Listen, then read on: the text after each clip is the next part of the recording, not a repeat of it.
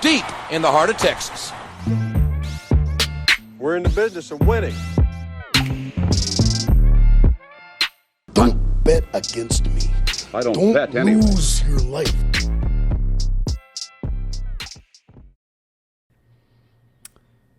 All right, everybody. It's almost time. College football is upon us. I busted out the old Aggie hat. Still got the tags on it. So serious we're getting right now. Going to do a little season preview here. Give my thoughts on what I'm expecting from the Aggies, what will get better, what might get worse. Just my off-the-dome thoughts. But the main topic is going to be Jimbo Fisher and Bobby Petrino, right? Their relationship. A lot of people going around talking about what's going to happen. You know, and ultimately the title of this video or the main theme of this video is I think people are just way overthinking and way overcomplicating this new relationship. I think they're making, much ado about nothing sort of thing. And I'll kind of start off by saying this, right? If I'm Jimbo Fisher or if you're just kind of an Aggie fan in general, right? We've got nothing to lose, in my opinion, right? We've got nothing to lose. We had a down year last year, to say the least. We've been crushing recruiting as well as we ever have. The quarterback position is not hit. It's been definitely our one weak spot, right? And it's the most crucial position, or depending on how your team is set up, it's definitely one of the most important positions on the field, and we just haven't hit it lately. Just hasn't turned out the way we wanted. You can put that on Fisher. You can put that a little bit on, King got hurt, and, we're playing with Calzada. Wigman, that's how you say his name, by the way, is Wigman. True freshman comes in. I think he looks the part. I think he's ready. He had one of the best quarterback ratings against top 25 bowl teams, something like that, in the nation last year. He didn't throw any picks. Maybe threw a few 50-50 balls that you wish would be a little cleaner, but overall he looks the part, right? And my whole sort of just being a little bit of a gambler, right, is when we got Haynes King and then we got Connor Wigman, I figured one of them's got to hit, right? One of them's got to be a decent quarterback, a true starting quarterback that you roll out there every week that you feel good about. And King obviously wasn't that guy. Wigman appears to be that guy. Again, he's got a lot to prove still. But, you just got to figure, right, a 4-star and a 5-star, although Haynes King was a 5-star at one point, I believe, and then he got moved down to a 4-star. But you got a 4-star and a 5-star. One of them's got to hit, right? And I think some people see this move with Petrino as desperation. Maybe it is. But if you're Jimbo Fisher, right, or just, the Aggie fan base in general, we have nothing to lose. You guys understand, where we've come from since we've joined the SEC, where we were at in the Big 12. We've made leaps and bounds, right? We have improved and progressed so much as a football program. And, again, it all starts with recruiting. We're getting that right. It all starts there, right? And so we have come light years from where we were, in my opinion, considering we're now in the SEC, and we at least are being given a puncher's chance here and there, right? Which is a lot, in my opinion. I think that's a good compliment. We're beating LSU every other year. We beat Bama a couple years. No one would have ever thought we would do any of this, right? Finished number 4 in the nation 2-3 years ago. It's, again, even with last year, right, a down year, definitely sucked. I don't care. We're playing with house money here as A&M. We have nothing to lose. And the whole thing about this Bobby Petrino thing, is he going to call plays? Is he going to not call plays? I honestly don't care. The whole thing was to bring him in, and you essentially have two true head coaches, looking at your offense, looking at your quarterback, and essentially trying to draw up the best scheme and the best play call week in and week out, play by play, right? And, I'm hoping Petrino is going to be in the booth. I would like him to get the bird's eye view in terms of where I think he will benefit us the most. But I honestly do not care if he is or isn't calling plays. I do not care if Fisher is or isn't calling plays, right? Petrino, week in and week out, is going to be game planning, scheming, strategizing. He's going to be doing all these things with Jimbo Fisher, and you have two head coaching brains, right? Two head coaching minds, offensively driven, to come in with this team and try to turn that thing around. Again, last year our defense was definitely good enough. I think we were top 20 or 25, something like that. The defense is good enough in terms of, Power 5 schools. We're returning one of, if not the most starters from last year. Our offensive line was really young last year. That was the quarterback and the O-line were definitely a weak spot, right? Our offense was very subpar, correct? I mean, that just is what it is. All we're trying to do here is to get this thing to function just a little above average, right? In terms of the talent, right? A&M has the talent, right? There's almost been no time in history besides like the single player in Manziel and maybe that senior year of Kellen Mond, correct? And even in Kellen Mond's case, we still did not have the talent that we have now. I saw some crazy stat that was A&M has like 25 to 30 out of their top 50 players of all time are currently on this team. Something ridiculous like that. At no point in A&M's history have we been able to say we have the talent. Like, we have the bona fide talent in terms of just recruiting 4 or 5 stars, 3 stars, and across the board that we do now, correct? And, the whole Bobby Petrino and Jimbo, I think people are way overanalyzing, way overthinking, right? I don't think it matters who calls the plays. I think Petrino is obviously there to give his input, and that's really all I care about, correct? I think even if Jimbo's just bringing him in to bounce ideas off of, to maybe get some kind of new game plan going, to just see it from another perspective, I don't care. Like, Petrino simply being there in the building is all we could have asked for, right? We essentially have 2 head coaches running our offense now. You would just think by just by laws of averages, right, that it's going to be better. It has to be better, right? And A&M's win total, I think, is at 7.5. I'm hitting a hard over. You got to think we go to, it was New Mexico, I believe. I think we're going to crush Miami. I really do. Their best part of their team is their offense, and I think the defense does its job. Again, last year, you remember, it was like 13-10 or 16-13, something ridiculous like that. We're just asking the offense to be a little better this year. We lost to Bama by 2 points last year. We had a lot of close losses last year. Again, the offense just needs to be average for the talent that is there, correct?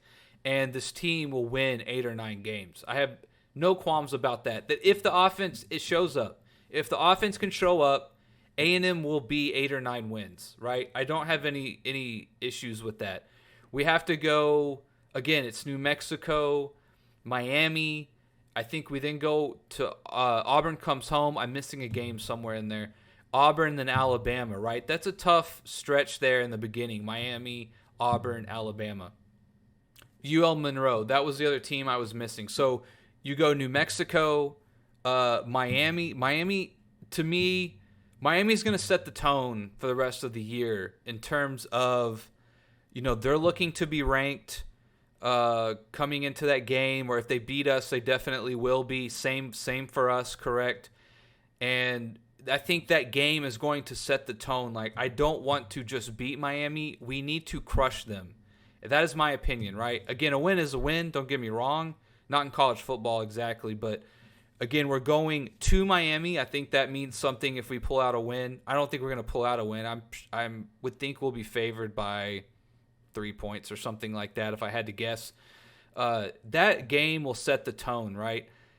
If we go into Miami and we win those first 3 games, New Mexico, Miami, UL Monroe, right? Which should, Mexico and UL Monroe shouldn't be an issue. Again, we need to put up tons of points, right? The offense needs to, any kind of kinks, any kind of worries, anything we got going on, we have got to figure it out the first 3 weeks, correct?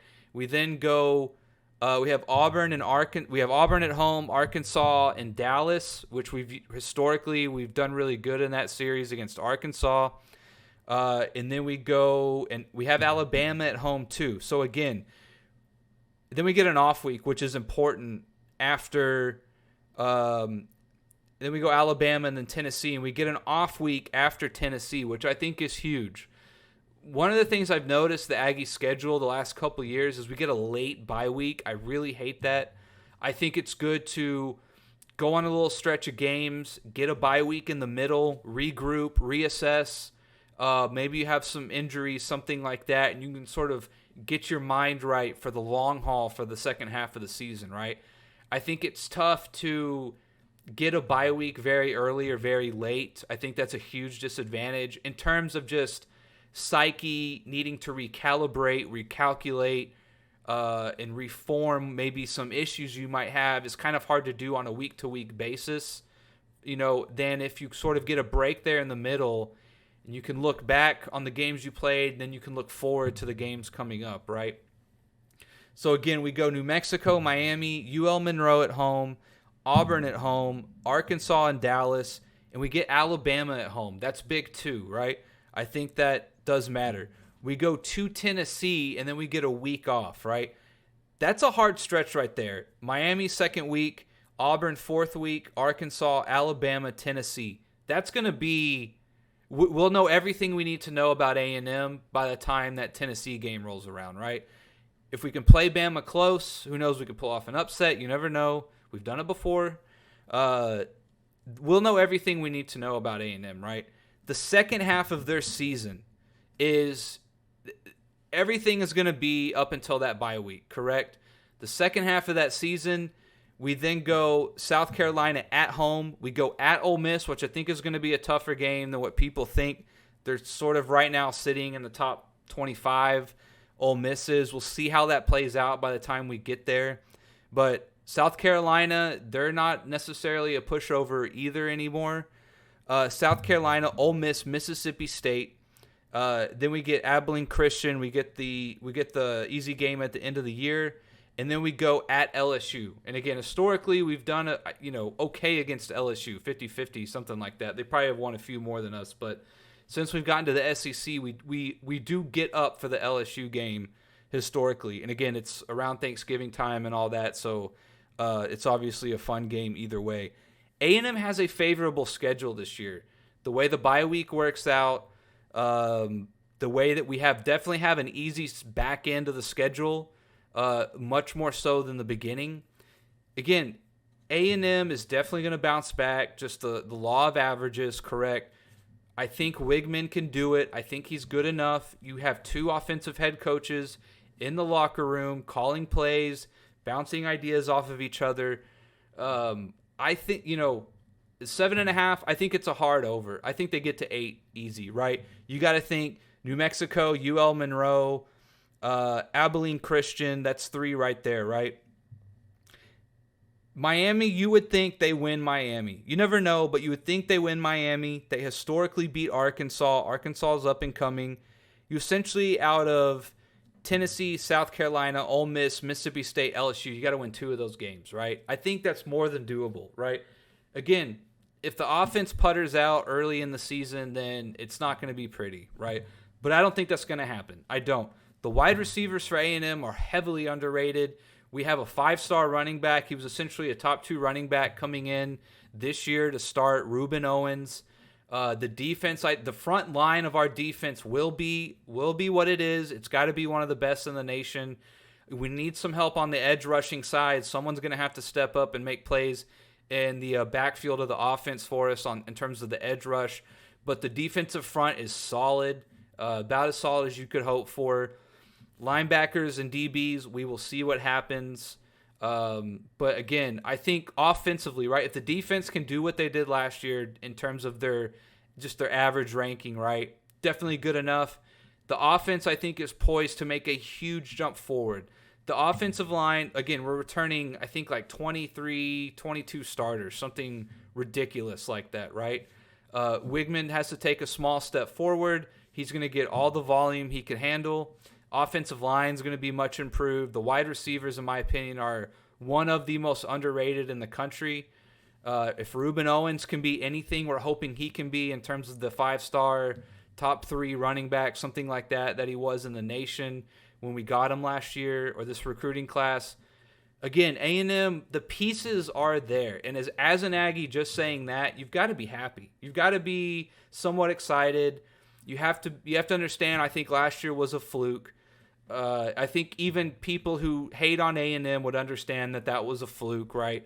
The fact we went 5-7, I don't think that's really ever going to happen again. Maybe we have a down year, of course, every so often, but I think that was a fluke. A lot of people think Jimbo's on the hot seat. Maybe he is, but he's got a big contract. He's got Bobby Petrino on his side. You've got to think you're playing with house money here. Roll the dice. You got nothing to lose, right? No one, it can't really get any worse, and the pressure cannot really get any higher, in my opinion, right? So you should play like you got nothing to lose. You should play as if you're already fired, if you're Jimbo, in my opinion, right? You got to think he's thinking that in a way. Let it hang out. Let's take a few chances. Let Bobby do some things. Let him take another look at it. Let go of the ego a little bit, right? Which I think, Fisher gets a lot of credit for the way he answers questions in the media. But I think as a football coach, I think he's cool as a cucumber, right? I don't think he really gets flustered. I think he sticks to his guns. Last year did not pan out. But again, look what he did with Kellen Mond. He did pretty good. He did some good things with Calzada, who was a 3-star. I think we will be just fine this year. I think we're going to hit the 7.5 over. I think we definitely get 8 wins. I don't see how we don't, to be honest with you, especially given the back half of our season. And that's just my take on A&M this year. If I had to go game by game, right? Obviously, I think we win New Mexico. I think we beat Miami. I think we beat UL Monroe. Between Auburn, Arkansas, and Bama and Tennessee, it would be nice to win 2 of those games. I think we can beat Tennessee. I think Tennessee is a little overhyped. They had sort of a bad ending to the year last year. I think they kind of showed their true colors a little bit. I understand they had some injuries too. But Tennessee, again, is mainly a high-flying offense. I think that jives well with the matchup with A&M for the most part. That if this offense is doing what I hope they can do, I think we can shock Tennessee. Bama's always a tough cover. Let's say we lose that one. Between Auburn and Arkansas, you would think we got to win one of those. So if we can win 2 out of those 4 before the bye week, you're looking essentially at a 5-2 record. That would be pretty nice because you'd have a couple decent wins in there, and your losses are probably coming to some top 5, top 15 teams, correct? So again, if you start off like that, A&M's definitely going to hit that 7.5, right? Or maybe it might be 6.5, to be honest with you. Again, then South Carolina, Ole Miss, Mississippi State, Abilene Christian. Obviously, we beat Abilene Christian. You got to think between South Carolina, Ole Miss, Mississippi State. You got to be hoping you win 2 of those. Let's say we win 1. We still means we win 2 out of our next 4 games. We go into LSU. LSU's ranked number 5 right now.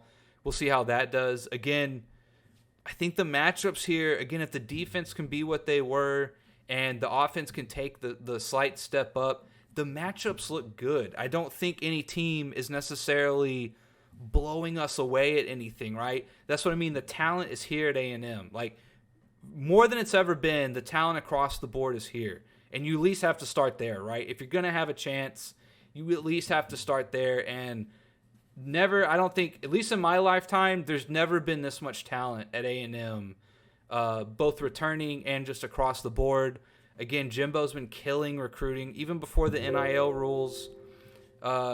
So again, I think if you're A&M, right, it's house money, baby. Like, let it roll.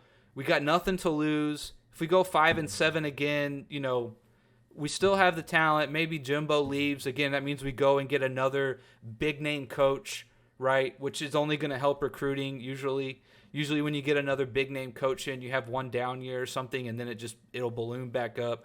And with the NIL, the floor for A&M has never been higher. Again, I don't think we're ever going to be out of the top 10 or 15. Right now, I think we're number 10, something like that, for 2024. So again, you should just let it hang this year if you're A&M, right? You shouldn't be worried. You shouldn't really. I think people are really tense about this year, which is understandable given last year and the talent we have. But man, if you keep getting the talent, if you keep recruiting like this, eventually it's going to hit, right? Eventually it will hit. There is no such thing as a curse of A&M where we can't be a contender or be given a puncher's chance at some point down the line, right? You keep recruiting, you keep getting the talent, it eventually will hit. It's just the way it works, right? This is not the NFL where there's a salary cap and you kind of have to strategize where you're going to put your talent, how you want to build your team, where do you want to spend the money, etc. This is just about getting as much talent as possible. And A&M's been doing that, and they will continue to do it going forward, right? So it will happen. Eventually it will happen. We've got to break through. I don't see why it can't be in the next few years. I think we bounce back this year. Jimbo hangs around. If we do good, what does Bobby do? I don't know, to be honest with you. I don't know what happens with that. Who knows? Maybe just simply having a good run this year, if it happens, gets the monkey off Jimbo's back, and we're back in business. We can bring another big offensive coordinator in. Or maybe Bobby sticks around, right? Maybe Bobby sticks around. He likes being able just to be the OC, call plays. Again, I'm sure if we do good, he's going to go somewhere, right? You would think. So we'll just see what happens with that. But, people are overthinking the Bobby and Fisher relationship. Bobby Fisher, that's kind of funny. The Bobby Fisher relationship, that's what I'll title this video. They're kind of overanalyzing it. I don't think it matters who calls plays, right? It's just about two big brain head coach guys sitting in a dark room watching film and figuring it out. And I have all the faith in the world that they'll get it figured out. So that's essentially my video. I think A&M and Aggie fans should be stoked for this year. Really excited. I can't wait for the season to start. Second week in Miami, that's really when the season starts, right? We got to put up 50 or 60 on New Mexico. I just want to see efficiency and everyone being on the same page, right? I don't want to see offsides. I don't want to see miscommunication between Wigman and the receivers. I want to see Reuben Owens break a few. I want to see the O-line dominate, right? As they should, right? But I want to see it kind of come together. And that second week in Miami, I don't want to say that is the season, but it's almost like that is the future, right? It's going to be a test to see, are we able to put it together? Are we able to go on the road to Miami and get a dub at least? I'd like to win by 2 touchdowns, to be honest with you, if not more. I think we can. I think we have way more talent than Miami across the board. And I just, I feel like that Miami game is not just the game of the year, but I think it really is going to be like the game of the future. Like, is this it or not, right? In terms of this season, last year being a fluke, Fisher recruiting and being able to put it into action on the field and getting the results we want. And I can't wait for the season to start. A&M's got a decently tough schedule, not the toughest for the SEC West. As it looks now, Bama number 4, Tennessee 12, Ole Miss 22, and LSU 5. Who knows where, Miami might end up at the end of the year. I think they're a decent team. I feel like they're a top 25 team, but I guess they don't see it the same. Auburn, Arkansas, South Carolina, they could all jump into the rankings by the time we play them. So it'll be interesting to see. I mean, they have a tough schedule, of course, but I don't think it's the toughest. I don't think it's as tough as it has been in the past. Again, Bama and LSU being 4 and 5 respectively as it sits right now. That's a tough test. Bama and Tennessee back-to-back, number 4, number 12. That's going to be a good test too. I think, A&M could lose both those games, but if they play tough, they play close, right? It will set the tone that we can do this, right? Like, we can rise to the occasion, or the talent can be put on the field to compete with anyone in the SEC, right? And so I'm looking for the Miami game. I'm looking for that back-to-back of Alabama, Tennessee, and then, of course, LSU at the end of the year. But A&M doesn't have the hardest schedule that you could for, like, the SEC, right? It's not necessarily the toughest I've seen them have to go through. It's not easy, but in terms of favorability, I would slightly lean that it's a little favorable. So we'll see what happens. But that's just kind of my overall take. Again, the Bobby Fischer relationship, I think, will be fine. People are overthinking it, and I think they're going to get it done. So that's my video, and I'll see you guys on the next one.